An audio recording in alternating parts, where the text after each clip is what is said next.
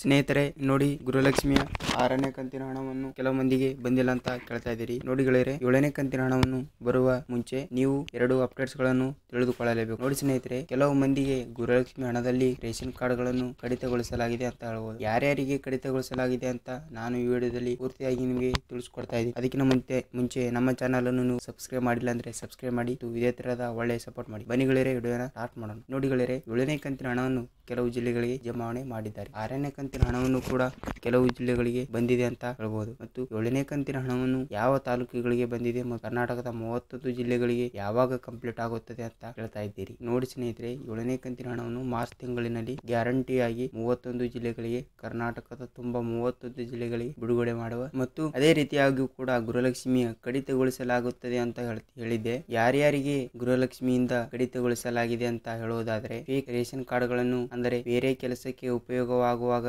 ಗೃಹಲಕ್ಷ್ಮಿ ಅರ್ಜಿ ಸಲ್ಲಿಸಿರ್ತಾರಲ್ಲ, ಅವರಿಗೆ ration card ಗಳನ್ನು ಕಡಿತಗೊಳಿಸಲಾಗುತ್ತದೆ ಅಂತ ಹೇಳ್ಬೋದು. ನೋಡಿ ಸ್ನೇಹಿತರೆ, ಪೆಂಡಿಂಗ್ ಹಣವನ್ನು ಕೂಡ ಮುಂಚೆ ಯಾರದೋ ಗೃಹಲಕ್ಷ್ಮಿ ಹಣವನ್ನು ಪೆಂಡಿಂಗ್ ಅವರಿಗೆ ಕೂಡ ಬರುವ ಸಾಧ್ಯತೆ ಇದೆ. 3ನೇ ಕಂತು ಮತ್ತು 4ನೇ ಕಂತು, 5ನೇ ಕಂತು, 6ನೇ ಕಂತು ಇನ್ನೂ ತನಕ ಬಂದಿಲ್ಲ. ಅವರಿಗೆ ಮಾರ್ಚ್ ತಿಂಗಳಲ್ಲಿ ಖಂಡಿತವಾಗಿಯೂ ಪೆಂಡಿಂಗ್ ಹಣವನ್ನು ಬಂದೇ ಬರುತ್ತೆ. ಸ್ನೇಹಿತರೆ ನೋಡಿ, ಪೆಂಡಿಂಗ್ ಹಣವನ್ನು ಗ್ಯಾರಂಟಿ ಬಂದೇ ಬರುತ್ತದೆ. 7ನೇ ಕಂತು ಕೂಡ ಅತಿ ಶೀಘ್ರದಲ್ಲೇ ಬರುವ ಸಾಧ್ಯತೆ ಇದೆ. ಮತ್ತು 1ನೇ ಕಂತಿನಿಂದ 7ನೇ ಕಂತಿನ ಹಣವನ್ನು, ಒಂದು ಗೃಹಲಕ್ಷ್ಮಿ ಹಣವನ್ನು ಒಂದು ಕಂತು ಬಂದಿಲ್ಲ ಅಂದ್ರೆ ಅವರು ಮರು ಗೃಹಲಕ್ಷ್ಮಿ ಅರ್ಜಿಯನ್ನು ಹಾಕಬೇಕು. ಆಮೇಲೆ ಗೃಹಲಕ್ಷ್ಮಿಯ ಹಣವನ್ನು ಪಡೆದುಕೊಳ್ಳಕ್ಕೆ ಸಹಾಯವಾಗುತ್ತೆ. ನೋಡಿ ಗೆಳೆಯರೆ, ಇದಿಷ್ಟು ಈ ದಿನದ ವಿಡಿಯೋ. ನಮ್ಮ ವಿಡಿಯೋನು ನಿಮಗೆ ಇಷ್ಟವಾದರೆ ನಮ್ಮ ಚಾನಲ್ ಅನ್ನು ಸಬ್ಸ್ಕ್ರೈಬ್ ಮಾಡಿ, ನಿಮ್ಮ ಫ್ರೆಂಡ್ಸ್ ಅಂಡ್ ಫ್ಯಾಮಿಲಿಗೂ ಶೇರ್ ಮಾಡಿ. ಇದೇ ತರ ಕಂಟೆಂಟ್ ಗಳಿಗೆ ನಮ್ಮ ಚಾನಲ್ ಅನ್ನು